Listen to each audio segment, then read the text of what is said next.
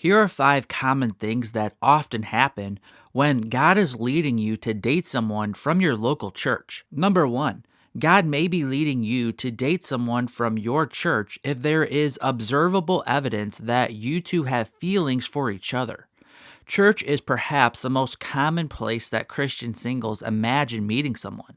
This is natural and good, in my opinion, because in theory, church is the most likely place you will meet other Christian singles like yourself.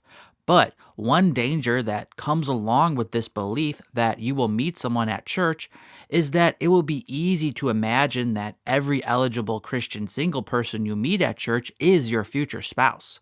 The reason I used the phrase observable evidence is because oftentimes people see someone at church and then start asking God about this person. They may have never even talked to this person, or their interactions may be limited to just a few small instances. But they then are seeking the Lord's answer to the question, will this person and I date? And sometimes they even ask, is this my future spouse? While God can do anything, what he normally does is lead you to gather more evidence in the real world to help you answer these types of questions. God does not make it a practice to tell us our personalized future. That would remove the need to walk by faith. Rather, God will often answer your questions about relationships by helping you take the necessary steps to get those questions answered with observable evidence. As Proverbs 1 verse 5 states, "Let the wise hear and increase in learning, and the one who understands obtain guidance." Living wisely means you base your beliefs on something more than just a feeling or an intuition you sense within yourself. If you have never talked to someone and have no real evidence that you two have a connection, besides a few moments where you two made eye contact, this is probably not a sign God is leading you to date this person. It is also not a sign God is saying no. There is no sign yet because there is no observable evidence yet. But if you have actually connected with this person in real ways, through talking and spending time together, and now you have tangible evidence that you two actually do have feelings for each other, then that is good evidence the Lord is leading you to date each other. Number 2, God may be leading you to date someone from your church if this relationship opportunity is worth the risk of the awkwardness that could come if things don't work out. Dating someone from your church has many advantages. Ideally, it is a positive because you both have a common Christian community, shared beliefs, which is why you both attend that particular church, and opportunities to form a healthy foundation before dating. On the other hand, however, there are some negatives too. One major downside to dating someone from your local church is that if it does not work out, there is a potential for drama and awkwardness to be there every time you go to church. Of course, that does not have to happen. 2 mature Christians can date and then break up and then not act childish or rude to each other. But even if things end on a good note, things still ended, and it can be awkward to see someone you dated before, especially if one of you starts dating someone else from that church. For these reasons, I recommend moving a bit slower when dating someone from your church to truly make sure dating is needed to figure out your future together. Sometimes, through friendship, you can know if someone is not good for you.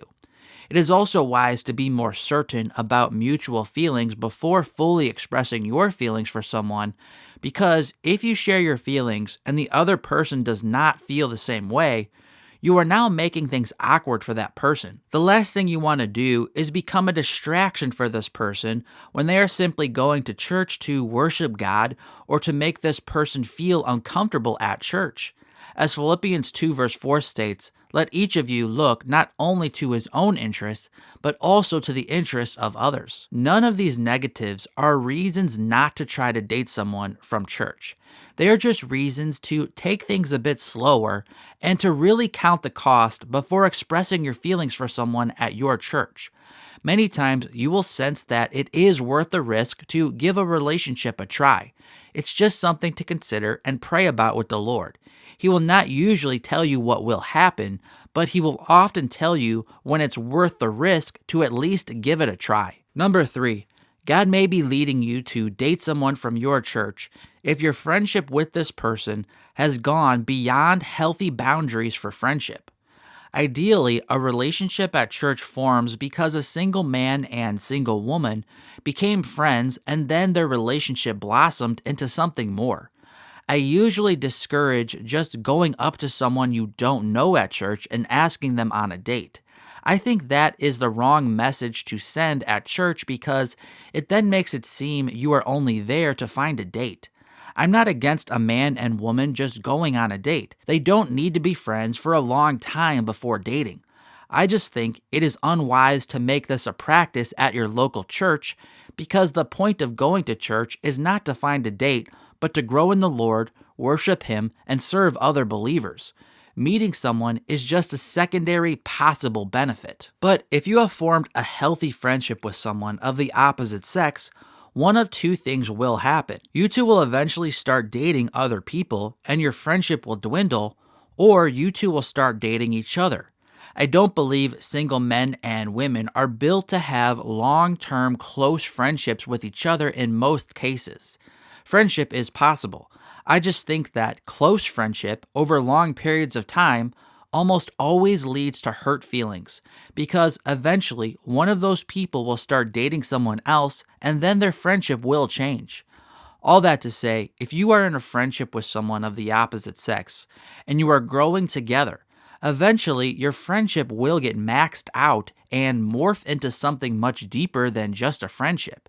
Even if you just call yourselves friends, you will know when you are actually something more. If you are to that limit with someone, I believe you should commit more to each other and progress into dating to see if marriage is a possibility. Otherwise, you will just be in an odd friendship that is more emotionally intimate than healthy friendship should be. Or one of you will get your feelings hurt because one of you will meet someone else eventually.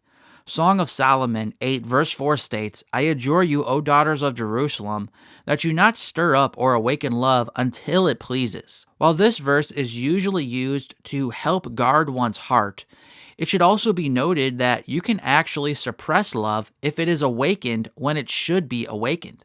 This verse does not say to never awaken love. It just says to make sure it's the right time. If it's the right time in your friendship, don't suppress it. Number 4, God may be leading you to date someone from your church if your mutual friends are confirming your observation that you two like each other. It's always helpful when you can get an outside opinion about your feelings for someone. Ultimately, we are all responsible for making our own choices, but in wisdom and humility, we should also listen to the advice of others with an open mind. In the end, you may disagree with someone and make a different choice than they are advising, but even this process of disagreeing will help you think through things more thoroughly to become even more clear about what you sense the Lord is leading you to do. Ideally, in a healthy local church, there will be people who know you and this person you are thinking about. These mutual friends can then confirm if you are viewing this situation correctly. As Proverbs 15:22 states, without counsel, plans fail, but with many advisors, they succeed. And number 5, God may be leading you to date someone from your church if your service together has shown you what a great ministry team you would make together. It seems God enjoys to send people out in twos. As Luke 10 verse 1 states, after this the Lord appointed 72 others and sent them out ahead of him 2 by 2 into every town and place where he himself was about to go. Mark 6 verse 7 also says, and he called the 12 and began to send them out 2 by 2. So if God has given you the opportunity to serve alongside of someone from your local church that you have feelings for, and it is clear you would make a great ministry team together, this could mean the Lord is sending you two out together. Don't forget to subscribe if you want to help support the AGW channel. And here's 2 more related videos if you want to keep learning with me. I'm Mark from ApplyGodsWord.com. Until next time, God bless.